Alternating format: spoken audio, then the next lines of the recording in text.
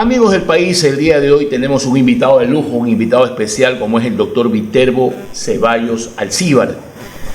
Actualmente es un jurista de reconocida trayectoria, pero quienes han hecho carrera judicial y quienes han hecho, pues obviamente, o pertenecen a la comunidad de abogados del Ecuador, saben que el señor fue parte de la Corte Suprema de Justicia 2005-2008, una corte que fue elegida por la Organización de las Naciones Unidas. Conversemos y hablemos un poquito de esto como antecedente antes de entrar al caso Pilsener. Doctor, buenas tardes, falta el norte 24.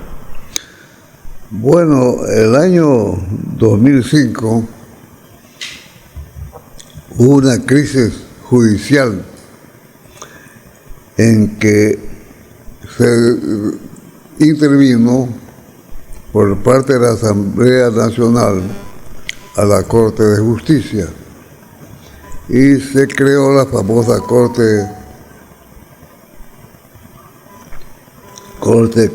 de Justicia Pichicorte.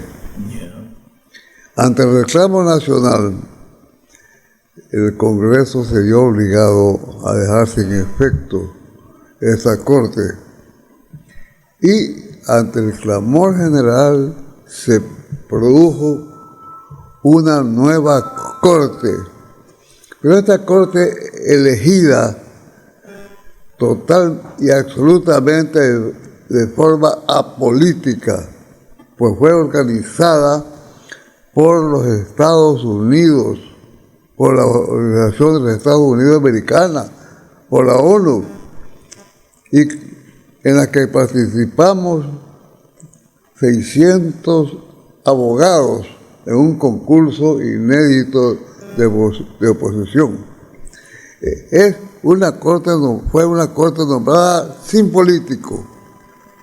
Aquí no intervino en esa corte, no intervino en el nombramiento nadie, ningún político ecuatoriano. Fue una corte elegida de forma internacional. Vino, recuerdo, la presidenta de la OEA, la presidenta de la Corte de Panamá, bueno, un grupo prestigioso de abogados. Interesante, realmente muy interesante. Y se formó esta Corte.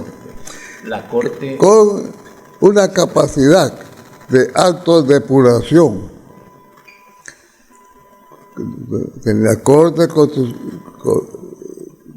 La Corte Suprema adquirió la capacidad de autodepuración, que nosotros mismos nos depurábamos y logramos la corrupción, la destitución de algunos jueces que realizaron actos de corrupción.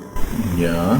Es decir, recapitulemos, es decir, que ustedes fueron elegidos por veedores y por, en este caso, miembros de la Organización de las Naciones Unidas, que son obviamente ciudadanos, personajes y personalidades de diferentes partes del mundo, primero. Y segundo, ustedes no fueron elegidos por una comisión que a la final eran allegados o de alguna forma eran emocionados por los partidos políticos tradicionales. Eso estamos claros, ¿verdad? Y una vez que obviamente conformaron, ¿qué pasó? Porque realmente vino un gobierno de Rafael Correa y pareció que no le pareció lo que hacían o lo que no hacían. Entonces vino la... Así es, digamos, él creó esta Corte Nacional sometida al Consejo de Legislatura, cuando anteriormente era distinto. El Consejo de Legislatura era solamente una rama administrativa de la Corte Suprema. No tenía más poderes. No tenía más poderes. Tenía el poder de nombrar jueces. Pero los jueces, en los casos de sanciones, tenían el derecho el juez de apelar a un organismo distinto, a la Corte Suprema. Ahora no. Ahora da vergüenza que los jueces de la Corte Nacional sean atacados estaban destituidos por el Consejo de Judicatura, perdiendo la jerarquía de la Corte Suprema.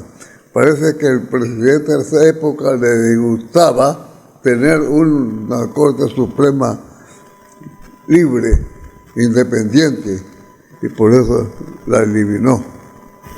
Y hoy en día tenemos una Corte Nacional de Justicia que, como es de conocimiento público, ha venido obviamente de problemas y escándalos. Tuvimos un presidente de Corte Nacional de Justicia destituido, volvió otra vez, en este caso, a funciones, terminó sus funciones y empezó otra vez la pelea de quién es el que entra y cuáles son los partidos políticos que de alguna u otra forma los respaldan.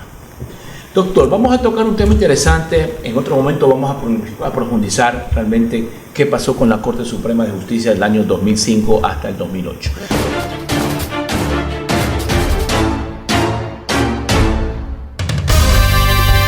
Telenorte 24, la televisión de Ecuador se ve en todas partes.